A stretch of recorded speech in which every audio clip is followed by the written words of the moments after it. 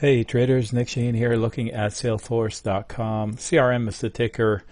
This is on a day where it fell 5% because of a headline that it acquired Tableau Software, which is the ticker there is Data. First of all, Tableau is a really good company. It has a really good reputation, so it's not like they're stretching to buy, say, what is that Apple bought? Oh yeah, a headphone company. Anyway, they're buying something that's complementary to their business.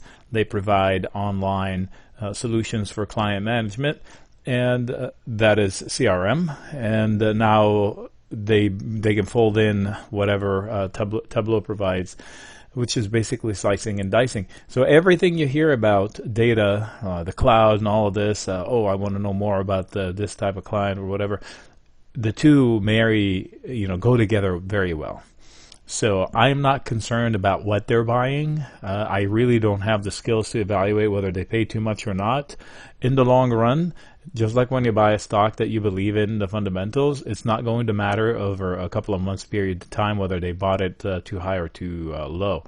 I don't believe they're making a strategic mistake. So in the long run, it doesn't matter if they paid a couple of bucks more than they should have. Now, CRM.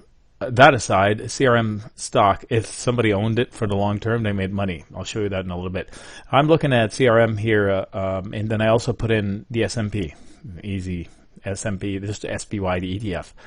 I don't see a lot of dips in CRM where the stock market is still either stable or rallying. It eventually catches up. Here's one right here. The big one here today is it falls 5%. The stock market is almost at all-time high. This is all-time high. So this doesn't carry for too long. Back to the point of, let's go back to a daily CRM chart. I'm going to go to a weekly chart to show you. This is a big winner company. I mean, it's expensive. It's not for the faint of heart. The PE from the traditional sense is probably like 100, if not more, 105. And let me see, it sells almost 10 times sales. But this is a stock that has delivered growth like you wouldn't believe. Unless they're absolutely cheating on their SEC reports, they do deliver growth rates that are incredible. I mean, this was a tiny company that really invented the cloud concept. They popularized it, let's put it this way. Whether they were actually inventors or not, I'm pretty sure I'll find 100 people that would call me a liar on that. But they battled the huge behemoth at the time, which was Microsoft, and all these big guys. They couldn't beat it. They came to market, took everybody by surprise, kind of like Amazon did. With AWS, the web services. So basically, these two concepts go hand in hand. Salesforce.com established it, the cloud, and Amazon made it popular, made it available to everybody with AWS. And both are champion companies. There's no reason to short Salesforce.com for the long term, in my opinion. It just doesn't make sense. So this is a weekly chart, big weekly candle last week, meaning they turned around on a dime after a really scary headline here and there. But this was a market-wide tizzy. Now, I'm long the stock via credit put spread, and I'm not being shaken out. I'll take the stock if they want to put it to me. I argue all the time. I get into debates of ignoring the news. So why is it falling today? It's just a sentiment, market reaction to whatever happened.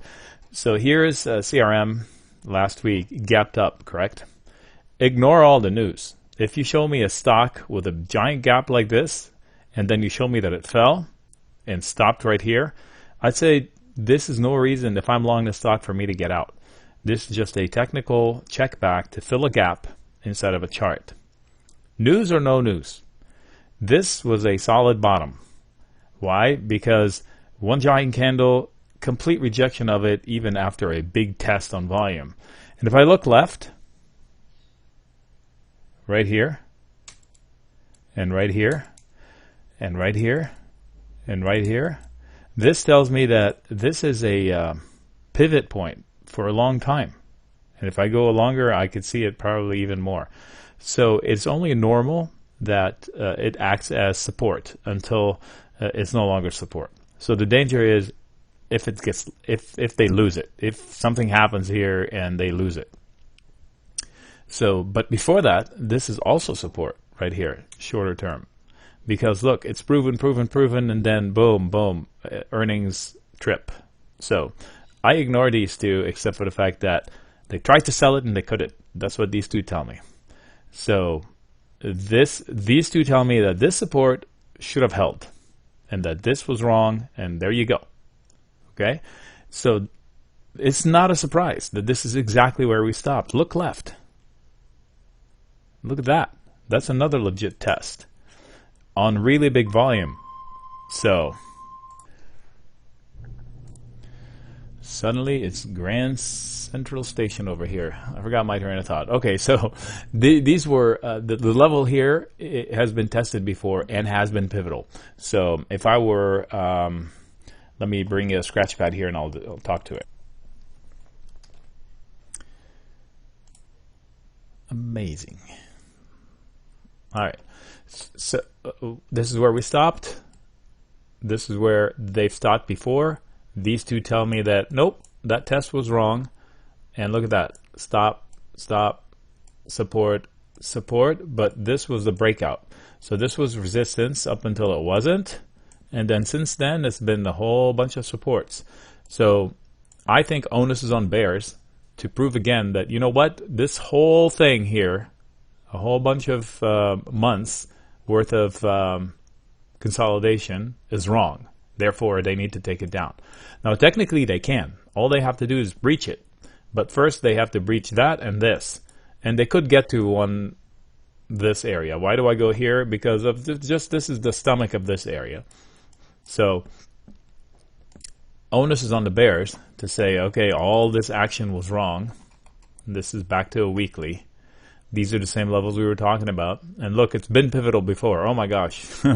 So if I had extended the chart that we were just marking up, look how far back this zone has been pivotal.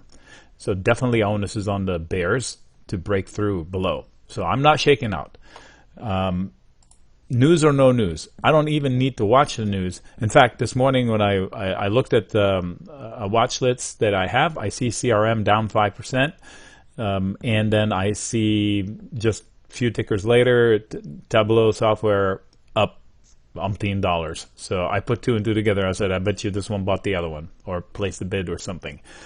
And noise or no noise, I wouldn't freak out if I see this candle. First of all, this candle is a doji, meaning they tried to rally it, they tried to sell it, and they ended up somewhere where they opened it because of indecision. So they don't really know what to do with it. And when they don't know what to do with it, then they'll just go with whatever is going on, which was this. I'm not saying it's going to go back to that, but I'm saying if I sell because of this one candle, I think I'm making a mistake. So I didn't. I stayed long. And this is just the point of this whole video. A, specifically to CRM, and B, ignore the noise. Ignore the headlines. The CEO tells you they did a good thing. The CEO has not lied to Wall Street before. I don't think he's going to start now. Benioff is a really well-spoken guy, really smart. He took the company from nothing to this. I mean, this is a gigantic company, and I have no reason to doubt him. He is a favorite of CNBC, specifically Cramer. So this is not that I think that Cramer's a genius. He does do a lot of homework. So leverage his homework. And unless he's completely snowed, and I think they're friends on the personal level. So just more to it. I wouldn't stick my friend with wrong information. And if I'm doing something shady, I'll probably let him know. But anyway, this is a candle that doesn't scare me. Reason being, it filled a gap. So now technically there's no more drawdown, no more magnet. And these two candles, I think, are supportive until they're not. So onus is on the bears to break through to new lows here. That's my own opinion.